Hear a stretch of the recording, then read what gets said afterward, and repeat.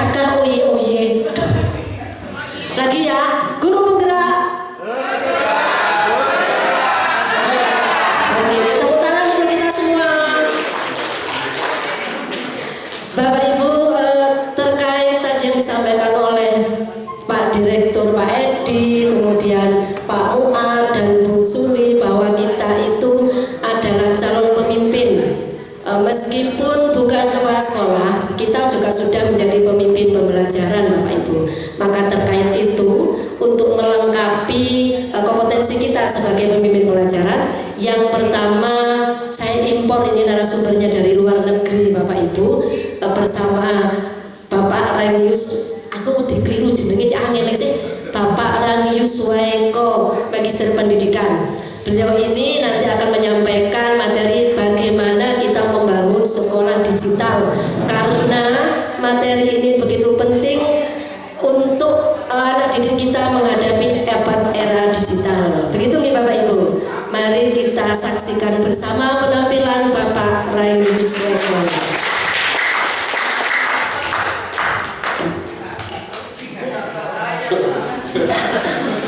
Terima kasih Mbak Lisa. Bismillahirrahmanirrahim. Assalamualaikum warahmatullahi wabarakatuh. Bapak Ibu yang dirahmati Allah, saya cerita sedikit nih. Dan ini kata kuncinya. Materi ini sebenarnya tidak begitu penting. Karena rangkaian di pendidikan nggak ada materi ini. Nah, ini salah satu jurus ke-10 berarti di Mbak Lisa. 1, 2, 3, 4. Bu Elisa jurus ke-11. Jadi teman kita yang saat ini di luar, Bu Uki, Bu Gita, sama Pak Jamil itu ada jurus ke-4, 5, 6. Jurus pertama itu nanti insya Allah tahap 3. Nanti dengan semuanya nanti akan ikut jurus-jurusnya. Jadi kita sekarang ini benar-benar jadi pendekar. Namanya pendekar itu pasti punya jurus. Salah satu jurusnya ini jurus ke-10. Nah, jurus ke-10 ini sebenarnya mengkaitkan SMA agar ikut kegiatan ini. Kan awalnya SMP saja, yang hadir juga Pak Yaki, yang kemarin ikut Pak Yaki sama Bu Sumarmi. Nah, yang mewakili kita itu dari SD SMP. Biar ada SMA-nya, saya disuruh tampil ini. Nah, ini pelengkap saja. Nanti jangan khawatir, tidak perlu ditulis, nanti filenya saya kasihkan jaringan. Kita sekarang main-main saja. Bapak Ibu yang dirahmati Allah, sekolah penggerak ya ternyata tidak sesulit atau tidak serumit yang kita bayangkan. Semuanya cukup mudah dan membuat kita sebagai guru ya, saya merasakan jadi sekolah penggerak, guru sekolah penggerak itu cukup mudah dan cukup santai. Betapa tidak jam kita dikurangi. Misalkan saya SMA itu matematika 4 jam, sekarang ngajar 3 jam, berarti kan lebih santai. TPP tetap diakui 4 jam. Nah, jadi enak guru penggerak ini. Kalau jadi koordinator sekolah penggerak ya jadi koordinator proyek juga sering keluar, dapat sangu bagi yang negeri yang swasta tetap aja.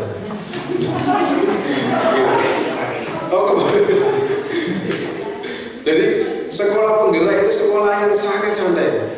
Buktinya santai, murid-murid juga jam belajarnya tetap tapi materinya cuma sedikit. Bayangkan saya sekarang ini, tahun kemarin ngajar ya, tahun ini kan matematika yang awalnya 6 bab, 8 bab, 1 tahun cuma 4 bab. Bayangkan, coba bermain seperti apa anak-anak di kelas saya. Sampai saya suruh bawa barang-barang yang berhubungan dengan matematika. Padahal sebenarnya nggak butuh itu, tapi anak-anak ternyata dengan itu sangat menarik. Antri di luar, saya ngecek hafalan perkalian, pembagian, padahal sudah SMA. Hanya 4 bab 1 tahun, berarti 1 semester 2 bab. 1 semester 2 bab, 1 bab itu 3 bulan.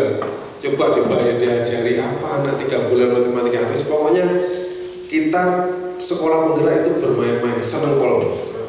Bapak Ibu, yang kita butuhkan saat ini adalah bagaimana merubah mindset bermain itu jadi belajar.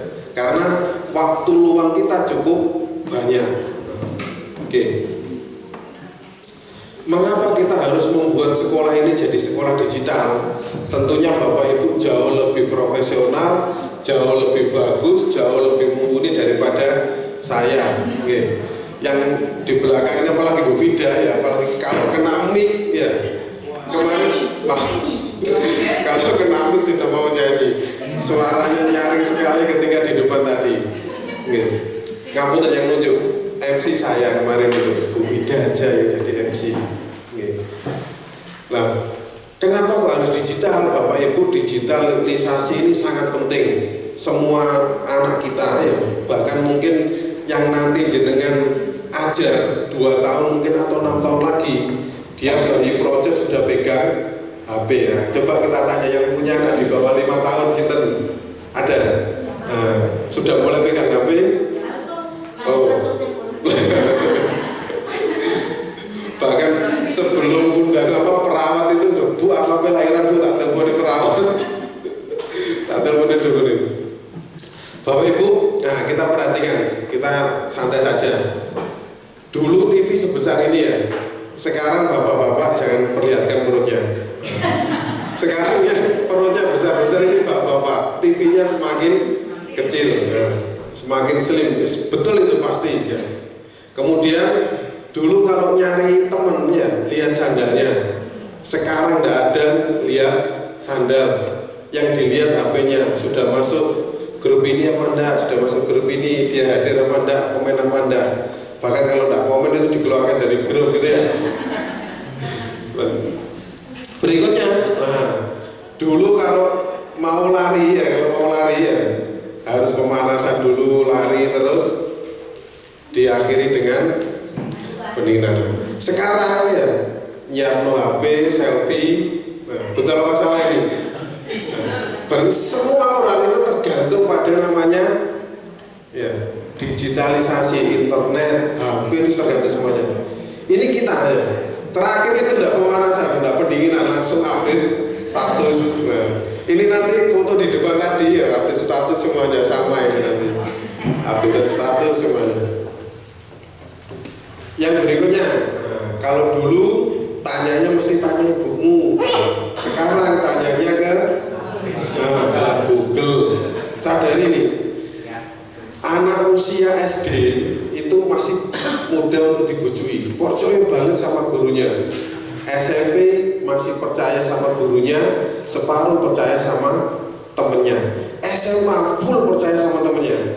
Coba, bahkan kebenaran itu lebih rendah daripada apa? SMA itu lebih rendah daripada pengelompokan viralisasi. Jadi anak yang viral itu sebagai trendsetter, melebihi dari kebenaran yang ada. Usia SMA, betul itu. Kalau tidak percaya tanya Pak Ali, yang guru SMA. Nah, betul Ali? Nah, ada pakai baju compang camping, yang lainnya pengen pakai baju compang camping. Jadi viral di SMA itu sangat berpengaruh daripada gurunya. Oh, ibu SMA 1 gitu. Nah, SMA 1. Saya supir namanya. Jadi.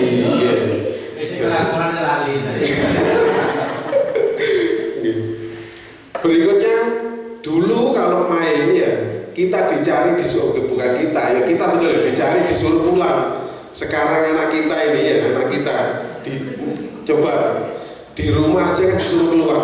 Ning omah ya, metu-metu ngono lho. Kalau kita kan enggak, di luar disacuh ke dalam, wis ojo dolen ae ning omah ya. Apalagi ingat kalau mau maghrib itu ya pasti ibu yang bawa sapu ning tengah lapangan, ayo mulai. Kalau sekarang enggak, perubahannya cukup drastis. Anak-anak itu senengnya di dalam rumah, jarang di rumah aja sudah banyak temen, enggak perlu keluar malah enggak punya temen. Dulu, nah ini yang masih ingat kalau main bola ya, tulinan layangan, tulinan burung dara ya. Kalau disetrap ya, nyetrapnya di dalam rumah, nggak boleh keluar. Kalau sekarang wifi dipateni anak-anak bingung. Nah, bener apa salah? Nah, ini perubahan dari kita merasakan sendiri. Anak kita sekarang kalau nggak punya data HP itu bingungnya luar biasa. Bu, ingin nonton Blackpink opo? Bu, ini enggak ya? Apalagi Tidak ada HP sama sekali. Kebutuhannya Bapak Ibu kalau di sini anak-anak sini wifi putus, luar biasa. Bahkan anak saya sendiri aja, yang SD, yang paling kecil kan SD kelas 6, yang paling kecil lagi Jawa, habis ini muncul kan, bekas angin. Itu kalau tidak ada HP, bingungnya luar biasa.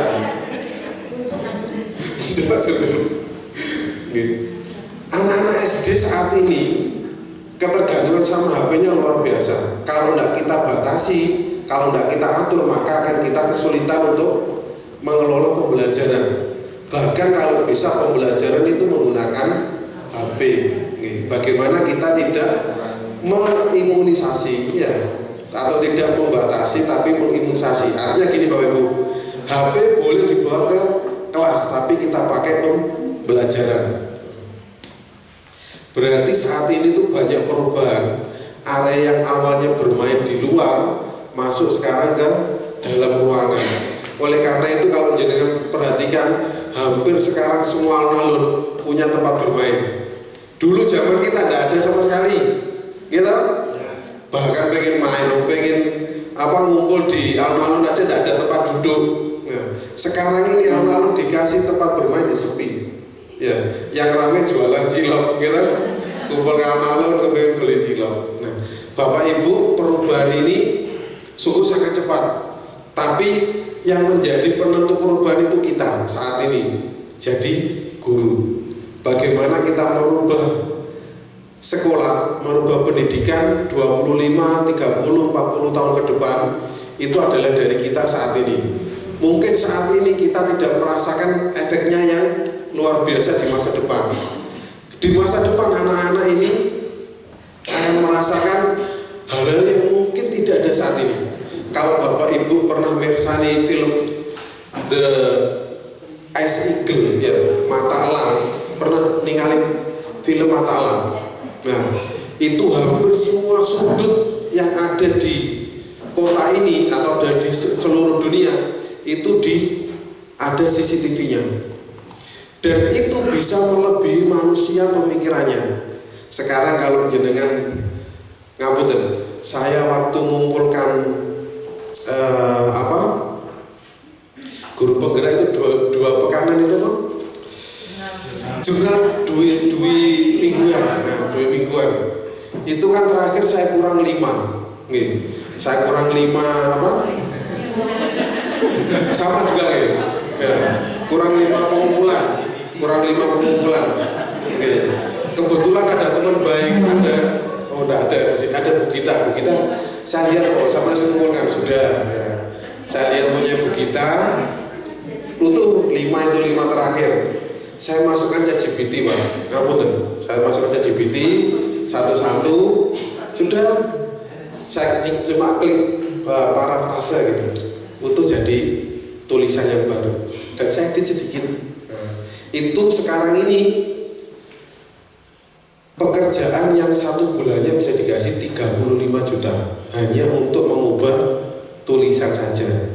Nah, ChatGPT dipakai. Mungkin 5 tahun lagi pekerjaan itu sudah tidak ada karena ChatGPT sudah mengenali apa yang kita inginkan. Saya kemarin daftar S3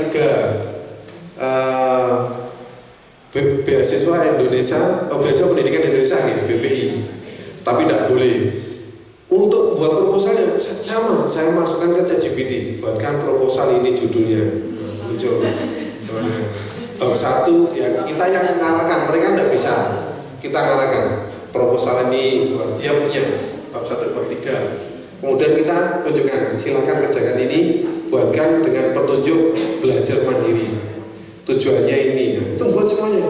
Selesai Pak, Bapak Ibu.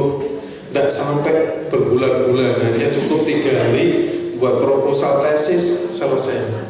Bayangkan jenengan nanti ya jadi guru 5-10 tahun lagi kalau kita tidak berkembang maka kita akan tenggelam. Bahkan mungkin lebih pintar ChatGPT daripada kita. Nah, ini yang harus kita rubah dari diri kita untuk lebih terampil. Bapak Ibu yang dirahmati Allah, nah, ini adalah fakta yang mungkin kita dapati. Dulu anak dapat nilai jelek, yang salah siapa kira-kira? Anaknya. Sekarang sekarang gurunya sih diseneni. Yo antemi wong tuwa. Lho kok anakku kok elek ini? Sampeyan kerja ora gak iso ngajar sampeyan. Bayangkan, ini terjadi saat ini ya. Terjadi pada era kita menjadi guru. Makanya Ali itu pernah di demo sama orang Al-Qarju. Zamannya sampean orang Islam ya, ngapunten, yang non Islam ngapunten ya. Orang Islam itu banyak berperang. Loh iya, zamannya pas khalifah sebelumnya ya, orang-orang Islam itu baik-baik seperti saya. Pada saat zamanku sing mimpin wonge kaya awakmu iki. Lah, saat ini kita jadi guru dulu, enak guru dulu ya. Awake dhewe salah yo penggaris, padahal gak ono sing protes. Malah kita kalau pulang ke rumah ya, yang dimarahi siapa? Kita yang dimarahi sebagai murid. Sekarang ini bayangkan, wong Jawa aja dikira bullying ya. Apa sekarang bahasanya kalau Merdeka Belajar perundungan. Nah, anak dimarahi dikit perundungan, ya. Anak disuruh dikit perundungan. Bapak Ibu kalau jenengan tidak percaya ya, boleh percaya boleh tidak. Ini rahasia. Ada salah satu ini. Tak ceritakan ini. Bahkan mungkin para kepala sekolah yang lain juga tidak tahu. Oke, rahasia terbuka. Ada salah satu ini. Kita ini kan saat ini YouTube itu kan luar biasa. Di Kota Malang itu ada anak SMA yang sudah bisa membuat bom. Nah, hanya belajar dari YouTube. Nah, dan itu ngagetno Densus. Ngagetno Densus Polda Jatim. Bayangkan, yang ngajari siapa? Yang buat YouTube bersama pacarnya. Nah, pacarnya ini anak SMK. Jadi dia tahu bahan-bahannya seperti apa, beli di mana, alatnya di mana. Iso bom tanpa bekas kan peledak mercon gitu ya, disumpet di zona berkasnya kertas. Ini dia bisa buat bom tanpa bekas dan daya ledaknya tinggi. Ini kemarin baru terjadi, tapi ini rahasia, betul. Tak ceritakan ke teman-teman aja.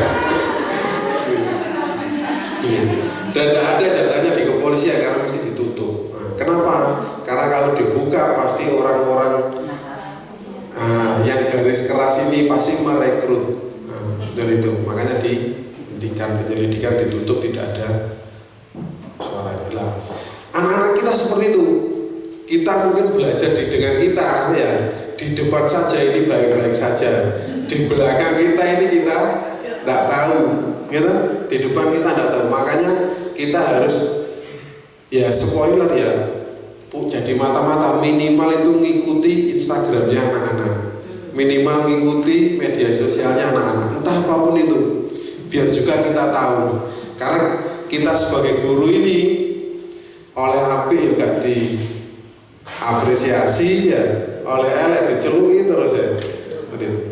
Bapak Ibu, yang terjadi saat ini sekarang ini ya, bagaimana kita merubah ini agar kita sebagai guru juga tahu. Maka kita butuh nanti Bu Sumarni terakhir itu ada portofolio digital untuk membuat kita pekerjaan kita itu terdokumentasi dan memudahkan kita. Saat ini yang terjadi pada peserta didik kita ya, menyukai informasi yang cepat ya dari beberapa sumber dari beberapa sumber yang dan media yang berbeda. Kita sendiri kalau dapat postingan dari WA ya, kita akan langsung ngat-ngat mampu terbaik.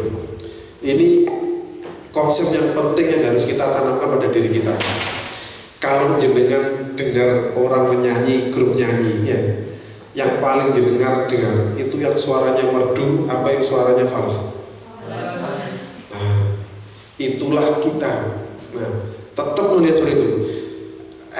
Masa satu orang ya, grup nyanyi itu 40, 39 ini bagus. Kalau ada suara bising di kita, ini paling gak enak, itu yang mengganggu kita. Nah, Sekarang ini itu era saat ini orang nakal itu membuat itu hal bagus, buat berita jelek satu aja, itu sudah mempengaruhi psikologi kita. Dan berita saat ini luar biasa, beredarnya sangat luar biasa. Saya ini ikut grup banyak ya, di grup banyak itu terutama di Telegram ya, terutama ketika saat ini kepresidenan ya, melok grup Anies, melok grup Ganjar, melok grup itu. Nah, jadi kan nanti coba ketika grup Anies ya, ketika di grup Ganjar, ketika di grup satu lagi ada ya, itu pasti dengan merasakan bahwa psikologinya berbeda. Yang sana ke sini, yang ke sini ke sono ya, boleh muter ya, saling mengenal. Kalau informasi itu tidak bisa kita saring, nah, makanya jangan terlalu fanatik ikut grup-grup banyak, biar jenengan bisa memiliki banyak pandangan. Peserta didik kita juga sama. Bagaimana bisa kita melihat informasi itu dengan cara yang baik? Dengan cara apa? Yaitu melihat dari kejauhan, jangan melihat dari satu titik. Kalau jenengan misalnya apalagi guru, ada yang guru matematika, oh satu dok, 2, 3, jenengan juga, oh betul 2, oh,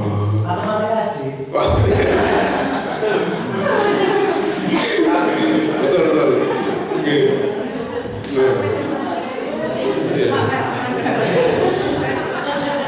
betul. Biar ngaku guru semua guru nanti Pak Zaki. Nanti jangan tanya guru seni gitu ngaku dia. Apalagi jadi guru matematika. Ya, kalau kita tidak melihat dari sudut pandang yang luas, kita salah ngerjakan di depan saja ya. Itu kan sudut pandang kita kecil. Kalau ada kekeliruan kita mundur sebentar. Nanti kita pasti lihat oh salahnya di sini tahu. Nah, bagaimana kita ngajari anak-anak kita itu melihat berbagai sumber ya? Dengan cara apa? Menganalisis sumber tersebut. Nah, kalau tidak kita ajarkan seperti itu, maka Bapak Ibu kita akan membuat anak-anak kita terjerumus pada hal-hal yang kurang baik. Berikutnya, lebih memilih media digital yang esensial berbentuk gambar, suara dan video. Saat ini saya juga baru mulai ya, beda kayak Bukasa gitu, YouTuber pol ya. Saya baru mulai membuat konten-konten matematika. Nanti add saya aja. Kalau nanti anak-anaknya butuh belajar matematika, biar saya buatkan video-videonya. Nah, anak-anak kita sebenarnya tidak butuh guru. Coba jenengan tinggali saja. Saat tadi ada sambutan beliau dan beliau, jenengan berapa lama kuat dan pegang HP? Ya kan? Betul sekali itu. Apalagi anak-anak kita, ya. Pasti ketemu kita itu sesuatu yang sangat membosankan. Kecuali guru-guru SD loh. Kalau guru-guru SD tidak nari, ya, terus bergerak itu loh. Apalagi guru SMA, waduh sulit sekali. Kalau guru tersebut malah tidak bisa menjelaskan gunanya materi untuk kehidupan sehari-hari itu apa, pasti akan ketinggalan sama murid. Coba ngajar trigonometri gitu ya, jangan kita trigonometri, sin kosan, derajat itu. Nah, coba Pak, gunanya apa Pak kehidupan sehari-hari ini gitu? Gak ada gunanya. Nah, kalau kamu kepengen jadi tukang sapu ya gak ada gunanya. Ya, kalau kamu kepengen jadi nakoda juga tidak ada gunanya. Loh kok bisa Pak? Iya, sekarang ini nakoda pun nggak butuh sin kostan, butuhnya moco GPS layar gitu aja. Ya. Tapi kalau kamu belajar logika, ya ini butuhnya. Nakoda itu teruji ketika ada ombaknya. Dia bingung, mendung, gak ketok apa-apa. Dilihat di bulan ya, di langit ya tidak ada petunjuk bintang, maka logikamu yang kamu pakai, konsep dasar yang kamu pakai. Saya kemarin ketemu Pak Fajar. Pak Fajar itu orang Cabdin. Pak Fajar itu adalah guru yang mengantarkan pertama kali Kota Batu dapat piala bidang mikrokontroler, gawe robot. Nah, Pak Fajar. Kemarin di sini Pak Fajar. Itu anaknya adalah mahasiswa berprestasi tingkat nasional 3 tahun berturut-turut. 3 tahun berturut itu bukan menang 3 tahun, okay. Tapi karena COVID akhirnya kan tidak ada pemilihan selama 2 tahun. Betul ya? Tapi 3 tahun berturut-turut jadi mahasiswa berprestasi tingkat nasional, dan itu membawa dia keliling dunia.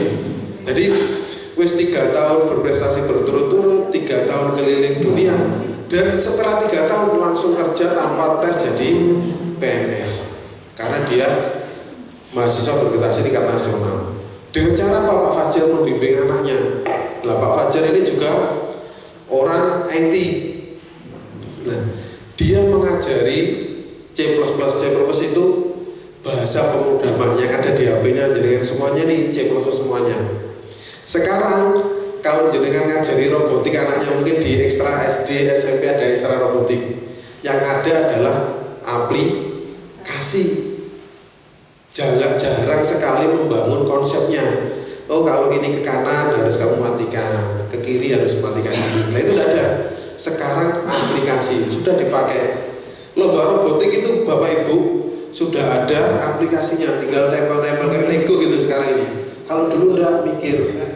Nah, oleh karena itu kalau kita tidak digitalisasi ke anak-anak kita, bahkan kita sendiri, maka kita akan ketinggalan, anak-anak kita jauh ketinggalan. Bapak Ibu, yang berikutnya, anak-anak menyukai aktivitas yang sifatnya multitasking. Nah, kalau dulu yang sifatnya multitasking hanya perempuan saja. Coba, kalau bapak-bapak gitu ya, sudah pegang HP, sudah fokusnya di HP, pegang laptop, fokusnya di laptop, pegang buku, fokusnya di buku. Kalau ibu kan beda, yo laptop, yo HP, yo masak, ya kan? Nah, itu multitasking. Sekarang Bapak Ibu, anak laki-laki juga sama, ya multitasking juga. Nah, maka banyak orang sekarang ini yang punya pekerjaan berbeda dengan orangnya tetap sama. Artinya satu orang bekerja dalam satu waktu bisa 3 pekerjaan. Nah, itu yang saat ini terjadi. Kalau jenengan sendiri aja ikut Zoom kadang 3, ya kan? HP, laptop, nggak tahu satu lagi apa, itu 3 Zoom. Nah, itu multitasking loh itu.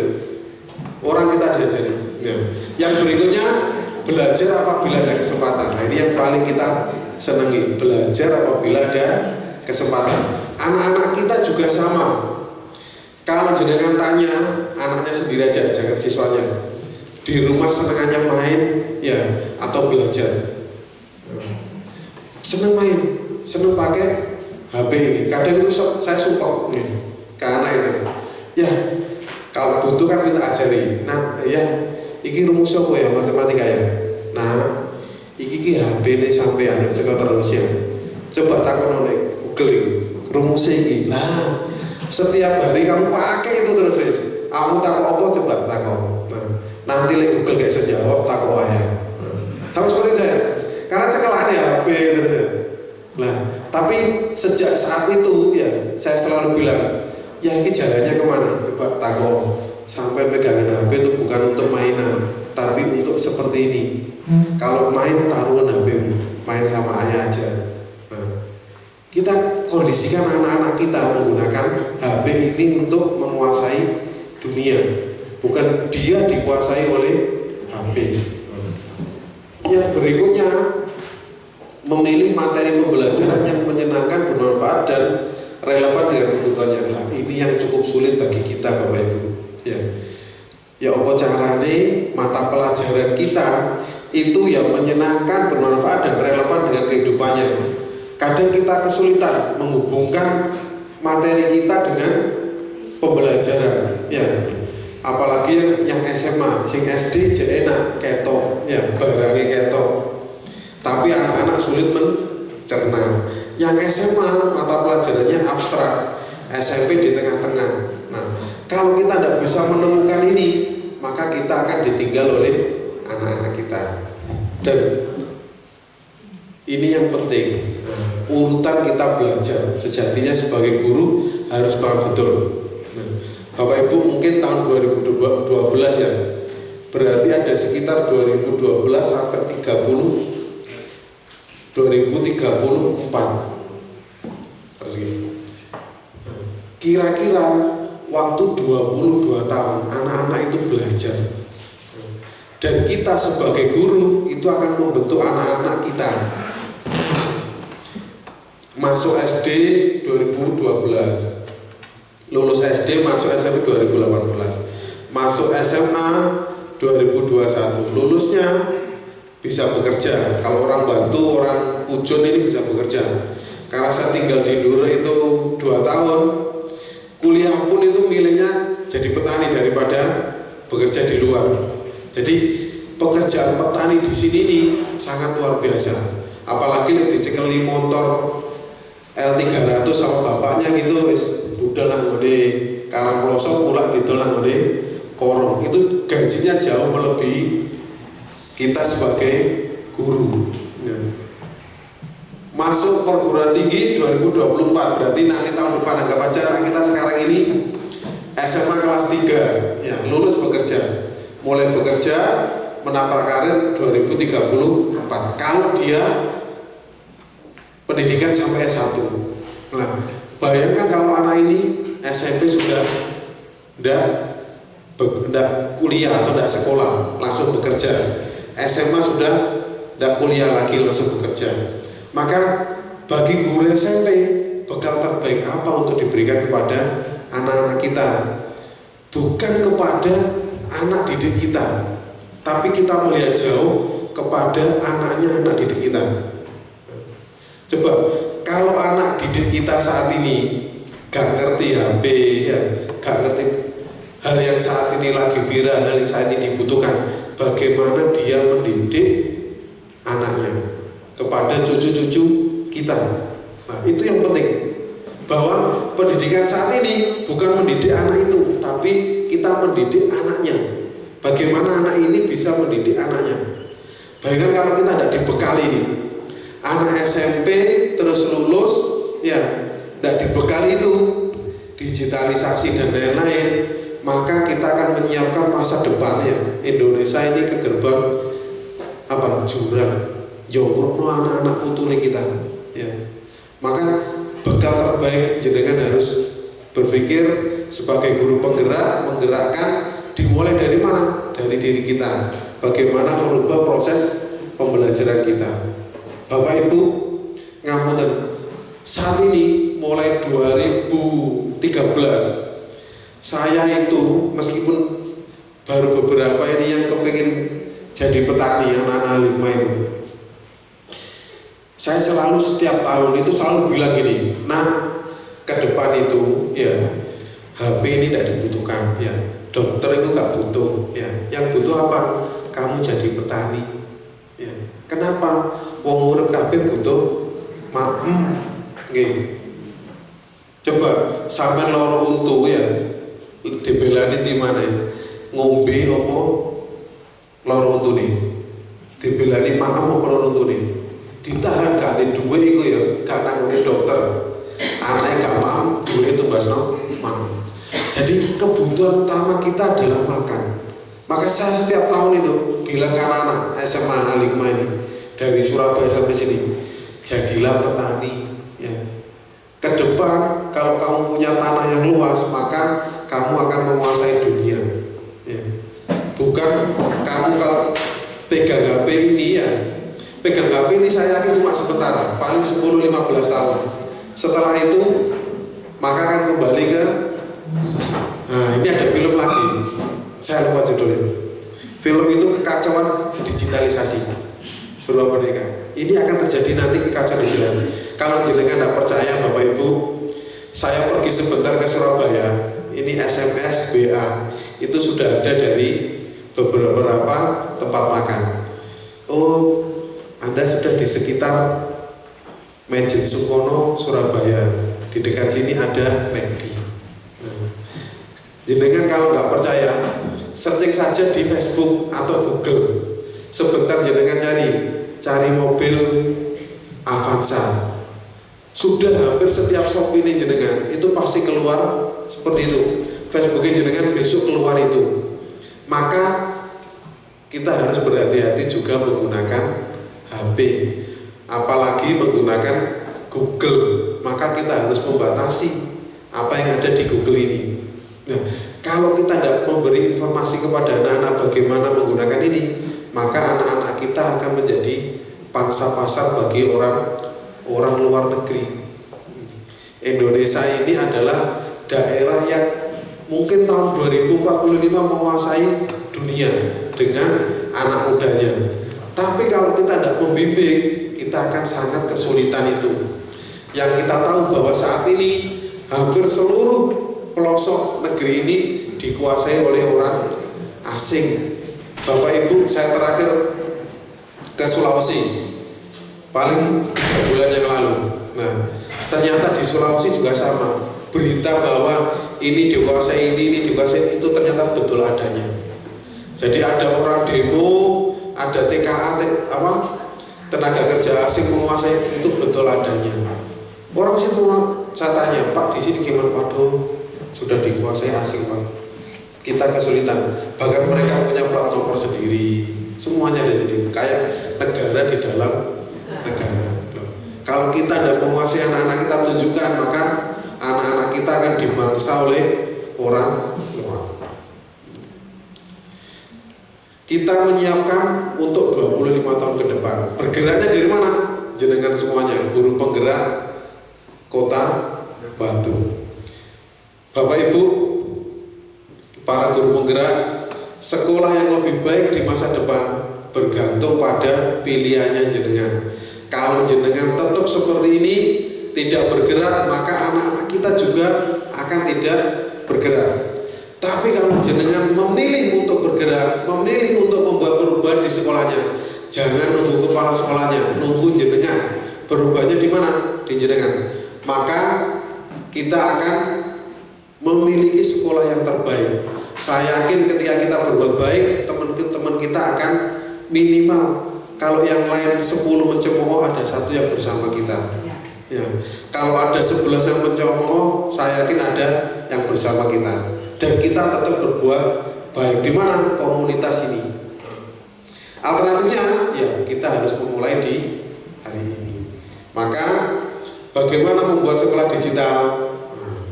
Oke, kita mulai. Kemarin face to face learning ini sebelum Masya Allah, ini kita mulai kalau jenengan datang. Dulu tadi masih guyon-guyon ini. Kita selalu face to face, ya. Dulu face to face, jarang sekali kita menggunakan blended learning. Nah, saat ini sudah mulai ada e-learning, sudah kita menggunakan Zoom. Ya. Kadang kita menggunakan WA saja. Ya. Mungkin Bapak Ibu pas waktu COVID, media yang paling mudah adalah WA untuk bersama anak-anak. Saat ini apa yang harus kita lakukan? Ya memilih ini blended learning.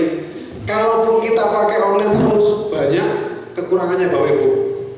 Kalau jenengan cek ya, para guru-guru ya saat ini, nah ini yang sudah pakai kacamata banyak ini. 1, 2, ini kayak nih. Ini karena kita sering pakai laptop. Di Alimna juga sama, kita teliti Bapak Ibu. Mulai TK, SD, SMP, SMA, yang banyak kelihatan itu SD. Ya. Kalau SMA kan sudah tahu kapan pakai. Nah, SD belum. Banyak sekali perubahan. Anak SD Alimna itu baru 2 tahun ini menggunakan e-learning. Jadi e-learning yang ada di Alimna itu pertama kali ya di boarding, Surabaya belum. Jadi diterapkan. Nah itu SD sangat kelihatan. Maka Bapak Ibu jangan terus-terusan online juga. Ya, kita butuh tidak offline, terutama kesehatan mata kita dan kesehatan mental kita sebenarnya. Nanti saya kasih tahu kenapa kesehatan mental. Kita butuh blended learning ini dengan mengajarkan anak-anak bagaimana face to face, bagaimana pembelajaran cara luring ataupun daring. Guru harus berubah. Saya yakin jenengan sudah top-topan luar biasa di Kota Batu. Lulus guru penggerak aja butuh perjuangan yang luar biasa ya Bu. Betul dong? Betul. Okay. Kecuali mungkin saya gitu aja. Okay. Karena sudah punya banyak pasukan, tinggal nyuruh gitu aja. Betul itu Bapak Ibu. Okay. Saya itu sudah guru penggerak itu yang kerjakan ya istri saya paling di rumah itu. Okay. Ada tugas apa gitu coba kayak lagi coba idenya saya gitu aja. Bu Fida itu lo tahu. Monggo Mas Ali. Masya-Allah. Maksudnya di depan, okay. Yang cantik-cantik di depan. Barang.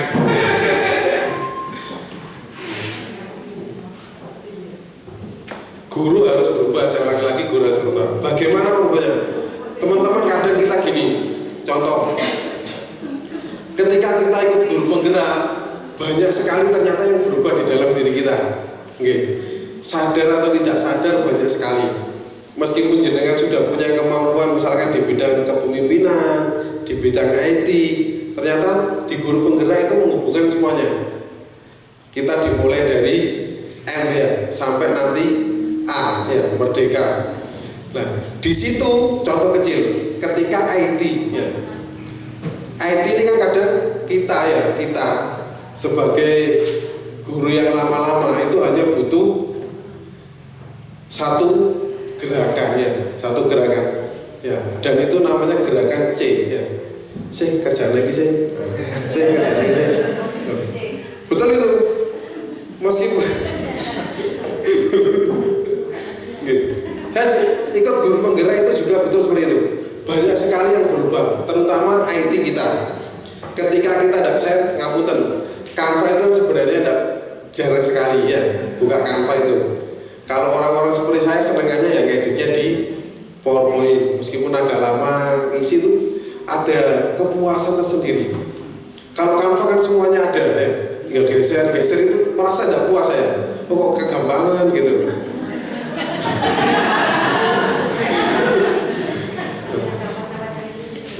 Kenapa ya? Betul. Ternyata Canva saat ini ada banyak hal yang bisa kita raih dari situ. Buat video, terus buat apalagi rekaman, banyak itu.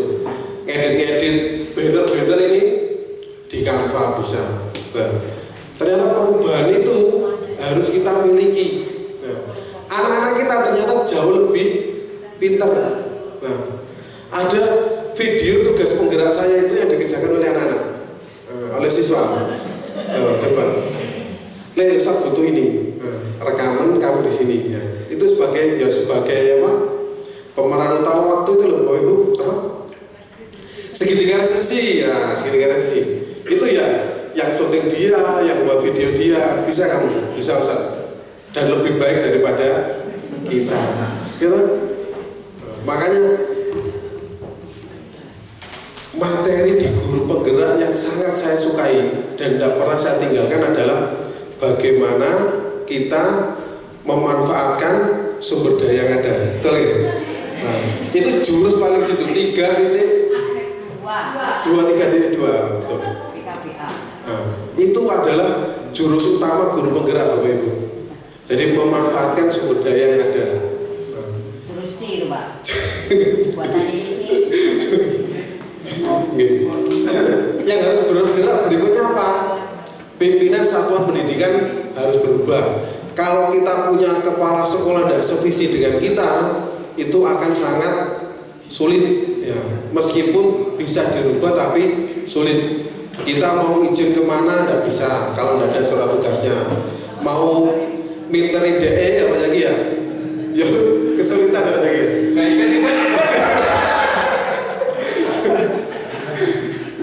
Jadi pimpinan satuan pendidikan harus berubah juga. Terus badan penyelenggara pendidikan ini yayasan, dinas pendidikan dan lain-lain.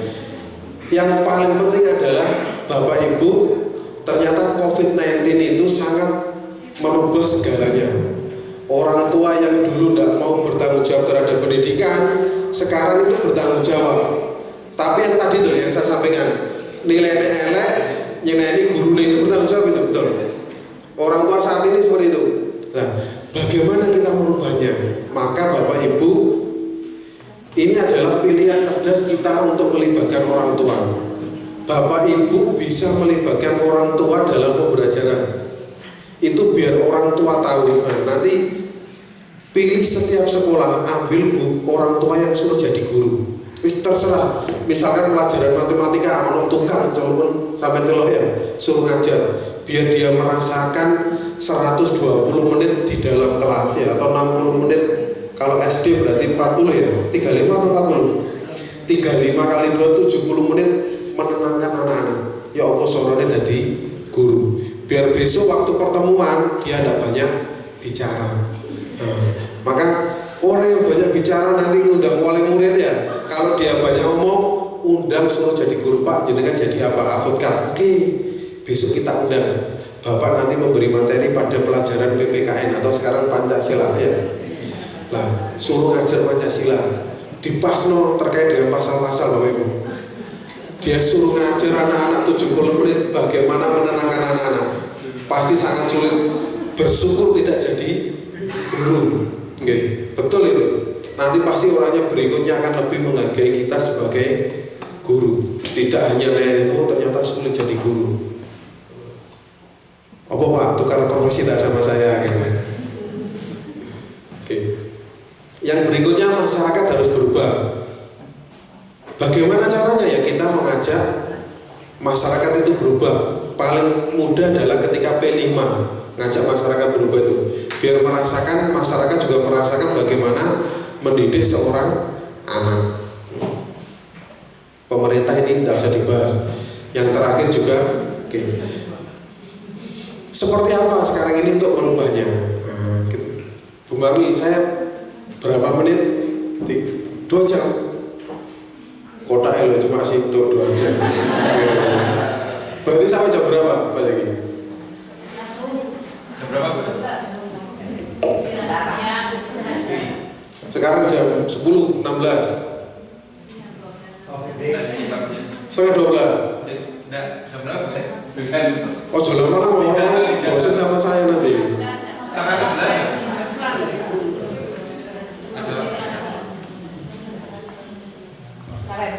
Ada dijatuh. Oke, berarti mungkin kurang 1 jam lagi. Oke. Masih senang toh? Masih.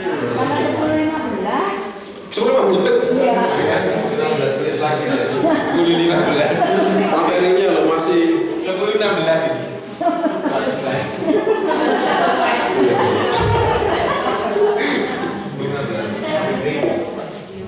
Bu Elisa. Tadi kan blended kan itu. Ya. Oke. Cukup itu saja Bapak Ibu, oke. Waktu udah habis. Apa lanjut? Baik. Oke, lanjut. Bapak Ibu, sebelum kesini saya ceritani Al-Hikmah ini bagaimana merubah menjadi sekolah digital. Oke.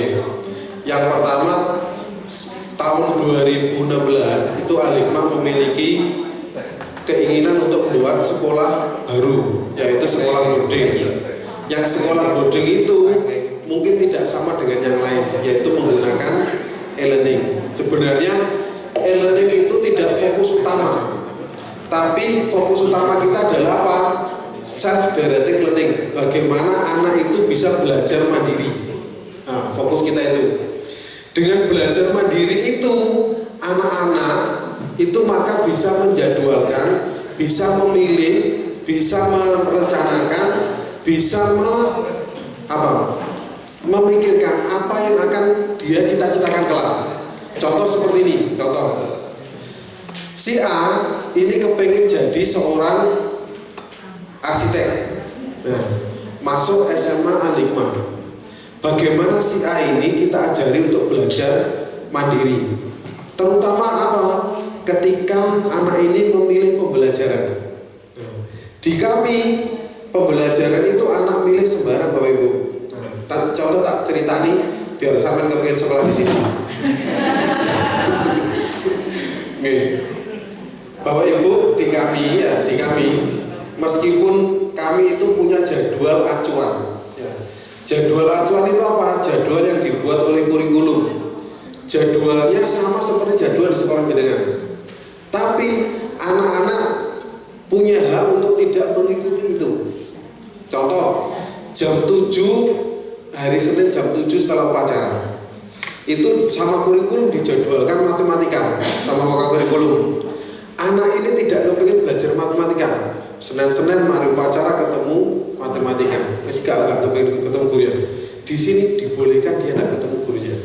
Boleh memilih pelajaran yang lain. Coba enak tak? Anak-anak di sini seperti itu.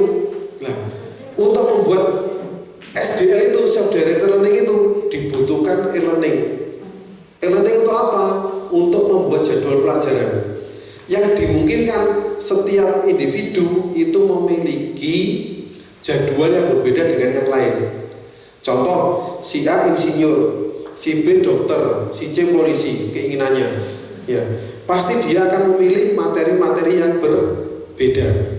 Bahkan dia dalam satu kelas, misalkan kelas saya ini matematika, ini diisi beberapa bab pembelajaran juga bisa. Tapi itu teorinya. Betul, itu teorinya. Prakteknya tidak seperti itu. Hanya yang diikuti oleh 1-2 anak saja. Jadi memang butuh anak yang pertama punya kemauan, yang ketiga yang kedua punya kemampuan.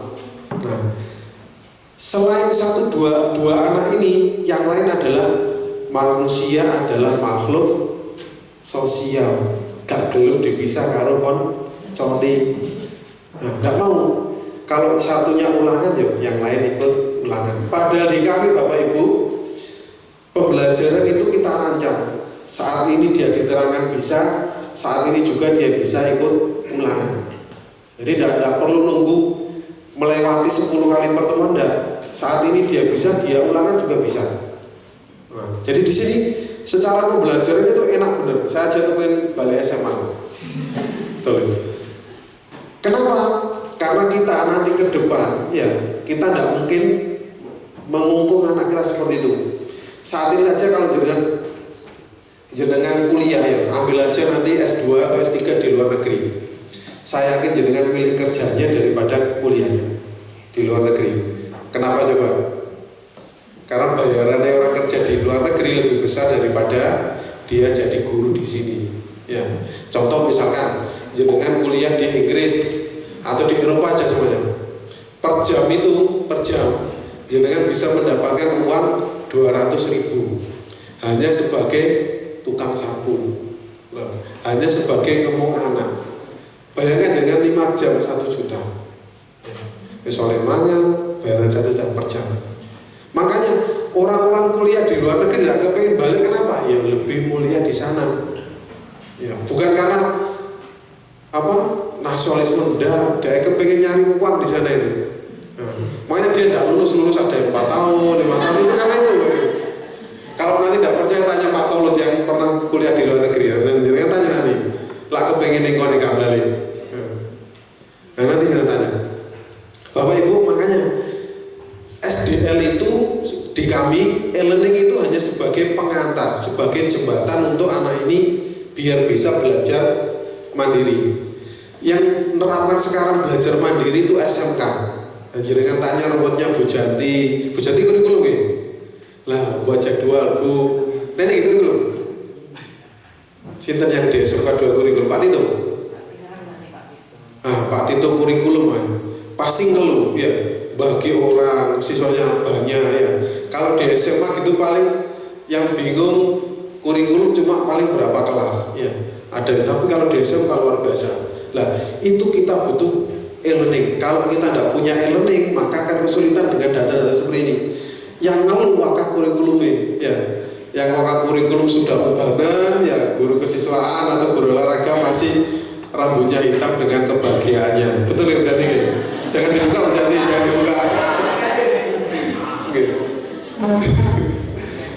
Oh, kuning. Betul itu. Maka karena itu, ya. Alikwa sangat butuh e-learning. Sejak 2016 kita sudah merancang e-learning tersebut. Namun tidak pakai SPO dan lain-lain karena kita butuh SDL tadi, self directed learning, untuk mengembangkan kemandirian Rian. Di kami, bahkan Bapak Ibu, Senin anak ini kan tidak ikut matematika. Dia bisa ngambil menjadwalkan di Sabtu atau di hari Ahad waktu dia libur. Yang penting kalau matematika 4 jam, dia belajar 4 jam. Nah, itu gunanya untuk salah satu keunggulan e-learning kami. Dan itu membuat kami benar-benar konsen di e-learning. Nanti saya ceritakan e-learningnya apa ada di hasil akhir.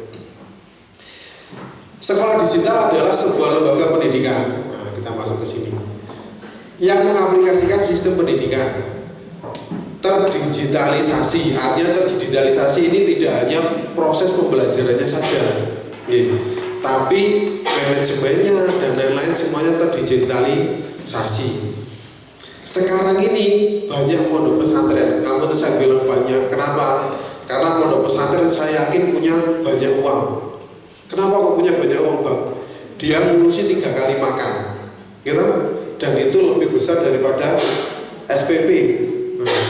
Maka dia pasti punya menjalankan usaha. Dan itu bidikannya para bank, ya, yang punya bank itu pasti nyerbu ke situ. Ayo kerjasama kalau aku. Ya, penawarannya Pak, dia dikasih e-learning gratis. Ya. Saat ini kalau dengan ke pesantren, banyak pesantren yang menggunakan cashless, gak butuh duit. Dia pakai kartu saja itu cukup untuk semuanya. Keluar masuk pondok pakai itu, bayar kantin pakai itu, bayar sekolah pakai itu, semuanya pakai itu. Dan keuntungannya bagi pondok apa? Semuanya tercatat. Ya. Yang bujui tidak ada sekarang. Oh, rego samene dadi samene tidak iso. Semuanya tercatat di kartunya itu dan dia punya laporan dari banknya, lengkap semuanya. Maka kita bisa menggunakan ini. Kalau kita saat ini masih dalam proses pembelajaran itu sudah luar biasa. Nanti kita tingkatkan pada manajemennya terdigitalisasi. Bahkan saat ini pemerintah memaksa kita sebenarnya, apalagi sekolah-sekolah negeri. Kalau mau beli sesuatu, RKS-nya tidak sesuai, pakai apa sih ya? Lah itu pasti tidak cair. Nah, itu memaksa itu. Enak ini dipaksa lagi. Enak. Bukan hanya sistem pembelajarannya saja yang terdigitalisasi, tapi manajemennya. Nanti kita lihat. Ini sekolah digitalisasi 1.0. Nah, anak diajari di papan tulis. Nah, terus ada pakai proyektor. Nah, ini sampai saat ini kita pakai. Sudah mengakses ruang kelas untuk digital, tapi hanya ICT saja fasilitasnya. Konten digital yang berkualitas sebagai bahan ajar guru, menyediakan proyektor, perangkat komputer itu masih posisinya masih 1.0. Nah, jadi kalau kita saat ini ya masih ini aja, ada fasilitas lab. Malah sekarang itu banyak sekolah juga yang tidak perlu lab karena muridnya bawa laptop semuanya. Akses wifi di area sekolah. Ini sudah terpenuhi ya akses wifi ini. Alhamdulillah.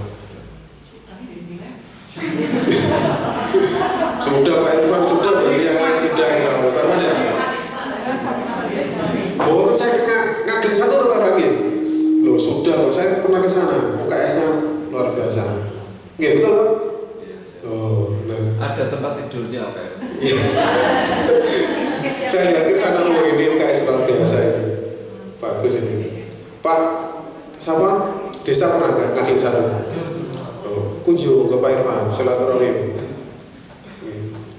Yang titik digitalisasi ini sekolah titik 2.0 mulai diterapkan lebih menyeluruh, interaksi digital juga akan berlangsung lebih masif. Untuk fase ini perangkat software maupun hardware yang dibutuhkan akan lebih banyak lagi. Bapak Ibu,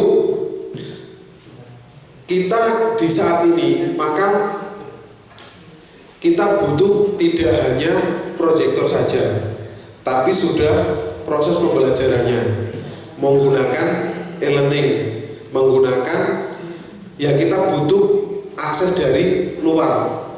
Yang paling penting digitalisasi itu adalah bagaimana anak itu bisa belajar kapan saja, di mana saja, dengan siapa saja, itu yang penting. Maka Kalau kita mau menerapkan belajar di mana saja, kapan saja, dengan siapa saja, pasti kita butuh digitalisasi. Nggak mungkin anak itu ya di dalam kelas, tapi dia bisa bersama guru lesnya dari luar. Di sini sangat memungkinkan. Jadi di kelas kami itu ada namanya sekolah, bukan sekolah, kelas mandiri. Nah, kelas mandiri itu anak belajar sendiri. Sendiri ini boleh dengan orang di luar Al-Hikmah. Nah, itu kita butuh e-learning itu. Butuh learning management system, maka yang mengatur e-learningnya, kontennya nanti di situ. Perangkat laptop, smartphone, tabel bagi siswa, papan tulis interaktif, materi pembelajaran dalam bentuk buku sekolah digital. Maka saya yakin jenengan semuanya sudah punya e-learning masing-masing di setiap sekolah. Tinggal bagaimana kita lebih secara masif menggunakan itu. Ada semuanya tahu nggih? Bu Fida semuanya jenengan ada e-learning? Ada. Ada tuh? Oh, SDC tidak pakai? Habis ini jauh ya. Setelah dari sini nanti pulang langsung ya, buat e-learning. Gunakan itu loh, yang paling gratis itu kan apa? Akun belajar kita. Nah, itu yang paling mudah. Nanti Bu Sumarwi lah yang masuk ke situ mungkin. School Management System. Nah, yang 3.0 sekolah akan didorong lebih untuk bisa 100% digital ya. Yang ini yang cukup sulit saat ini karena tidak semuanya guru itu bisa berkembang dengan ini, apalagi usia-usia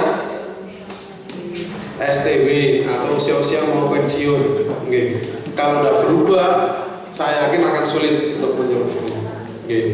Learning Management System dioptimasi untuk memenuhi pembelajaran abad 21. Nah, yang saya maksud SDL tadi ini adalah pembelajaran abad 21, yaitu pembelajaran kalau jenengan perso ya agile. Nah, agile learning itu kita di sini, murid di saya di sana, gurunya di sana, kepala sekolahnya di sana. Tidak perlu guru dalam satu tempat dengan murid.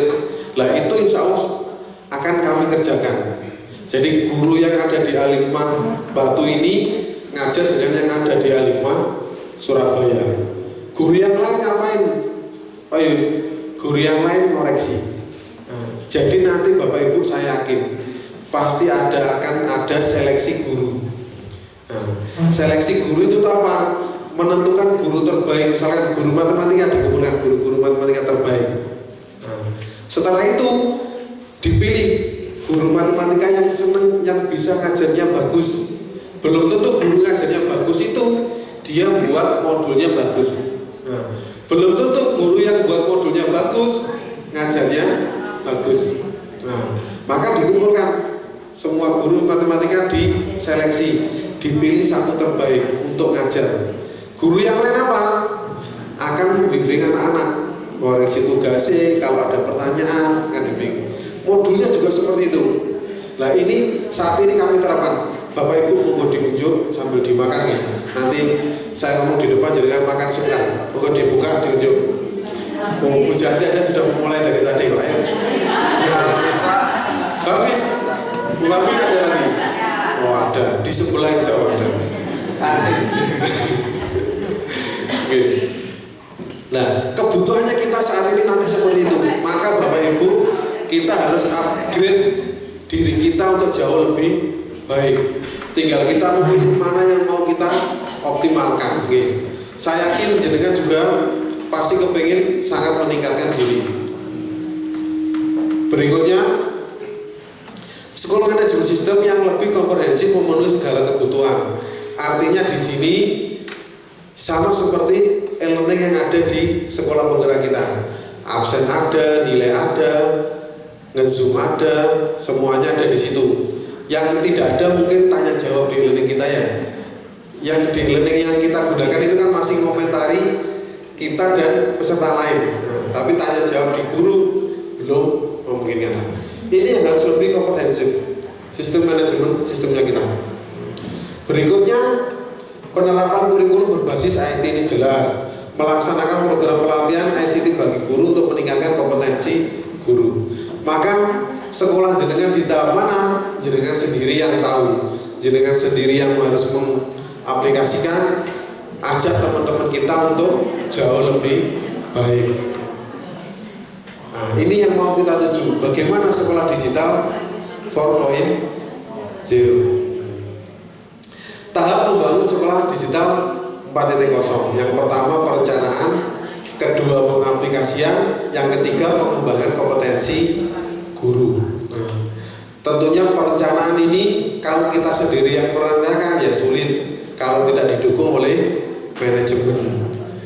Maka kalau kepingin tapi bagaimana seorang guru itu bisa membangun sendiri, ya kita menggunakan akun belajar ID kita, atau kita menggunakan hal-hal yang gratis seperti Edmodo dan lain-lain. Nah, aplikasi-aplikasi kita lakukan pengaplikasiannya di mana? Di proses pembelajaran kita saja dulu. Nanti kalau orang lain melihat itu bagus, maka akan memudahkan kita. Pengembangan kompetensi guru itu wajib kita kerjakan.